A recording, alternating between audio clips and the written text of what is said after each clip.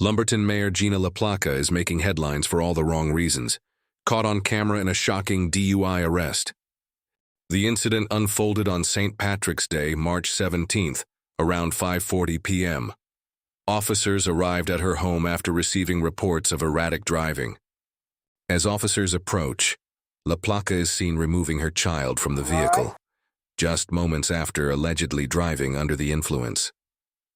Not once but twice, LaPlaca struggles to keep her balance. And take a look at that. Her car's passenger window is visibly damaged. We got lots of calls where we had multiple cars. Oh, really? That you ran a red light, you were swerving. Oh, I'm sorry. What happened in your mirror here?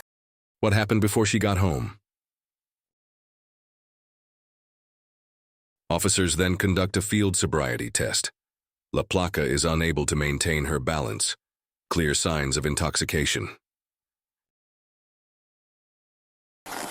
I know, that's okay. She is then taken into custody and charged with DUI, inside her car, a water bottle filled with alcohol, and a small liquor bottle, according to police.